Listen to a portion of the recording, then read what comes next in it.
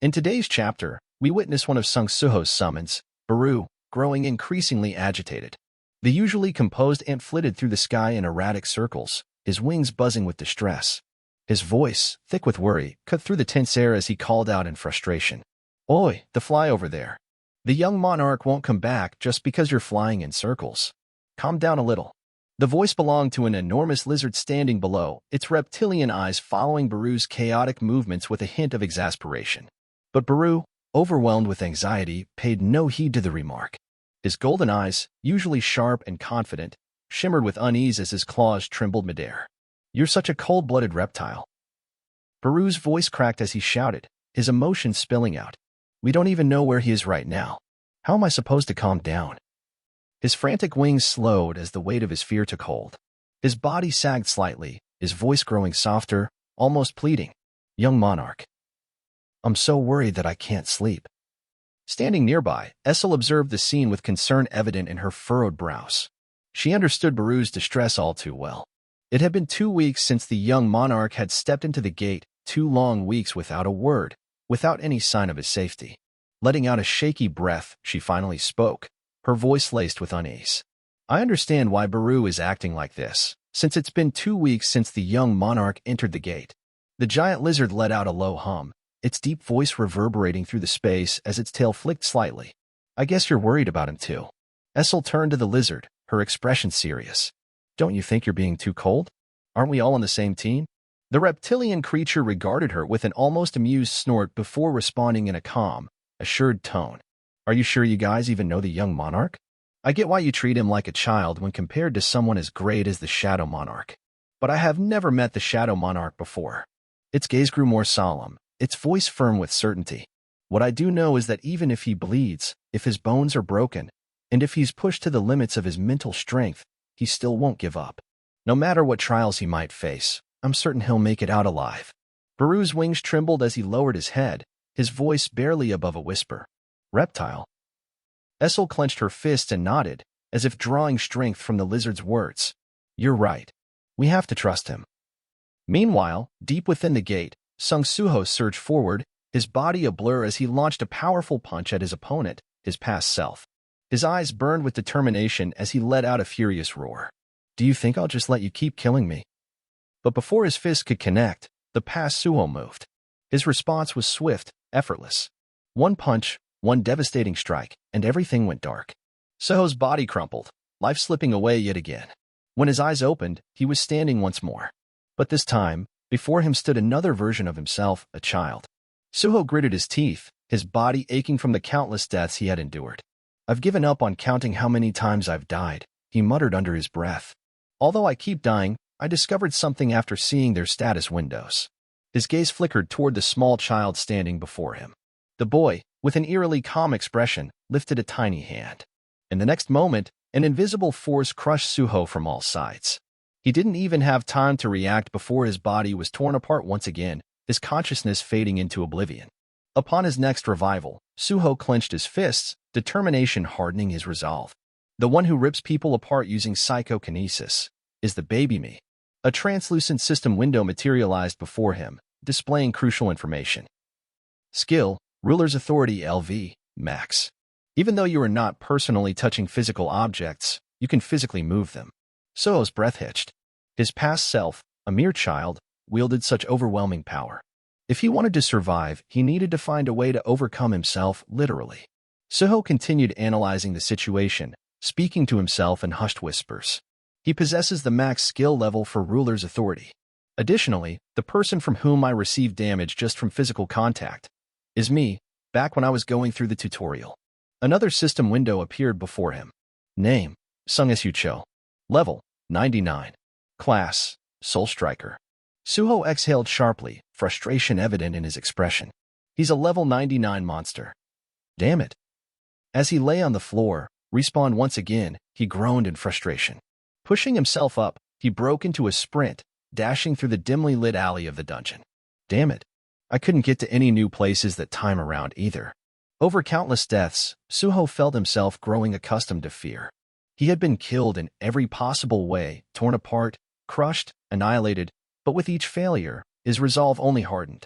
As he closed the distance to the child version of himself, he felt the now familiar sensation of his stomach being ripped open once again. Blood splattered the ground as he collapsed. Damn it. I'll have to try again. As he lay there, fading into darkness, a smirk curled his lips. I've gotten this close now. Even though he had lost once again, he found solace in his progress. However, this sensation only applies to this place. I know that I mustn't take death too lightly. In order to achieve that, I must always try to survive as best as I can. While experiencing numerous deaths and challenges, I can feel myself becoming tougher in the process.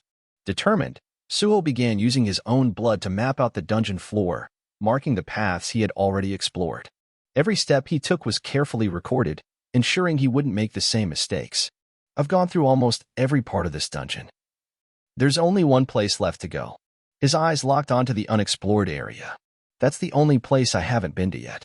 If there isn't a door here, that means there's no other way to complete the advancement quest than to defeat them. A thought struck him.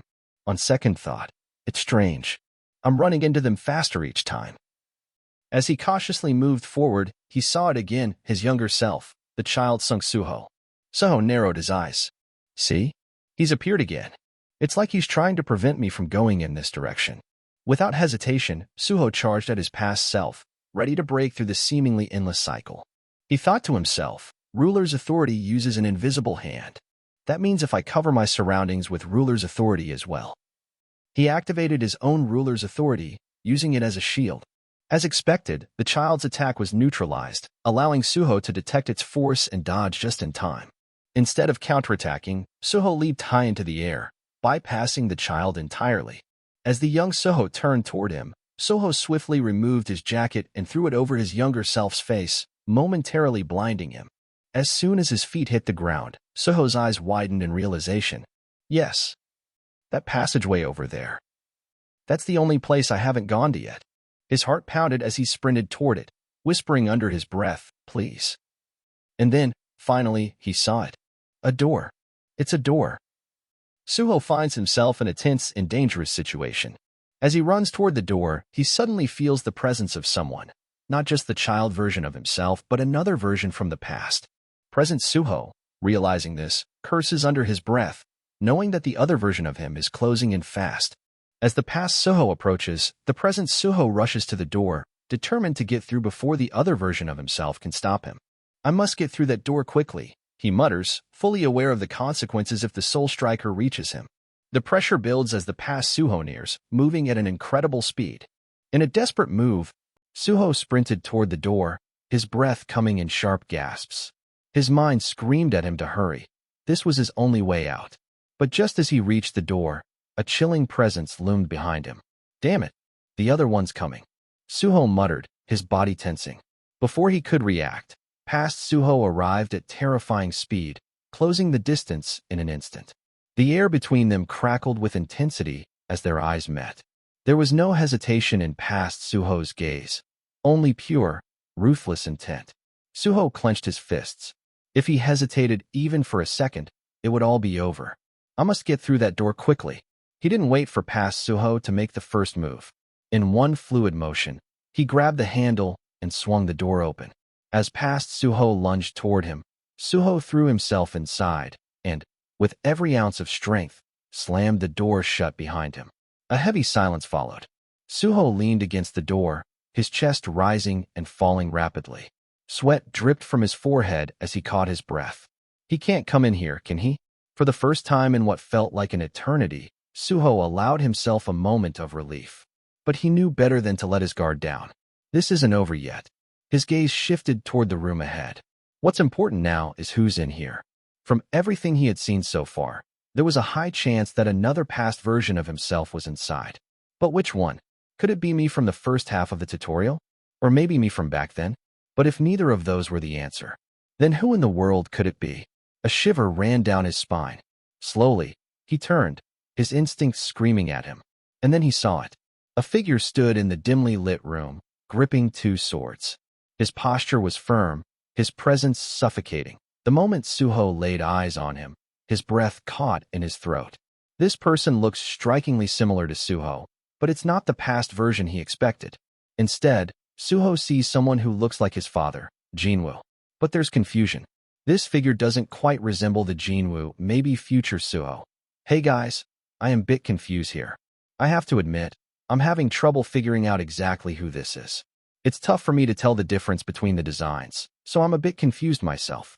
But maybe you guys can help me out. Do you think this figure is Jinwoo, or could it be another version of Suho from the past? I'm really not sure, but it's definitely intriguing. What do you think? Let me know in the comments who you think this mysterious figure is. And with that, the chapter comes to an end. Thank you for watching till the end. I hope you enjoyed the video. If you did, don't forget to subscribe to the channel for more updates. Let's meet again in the next video. Until then, enjoy.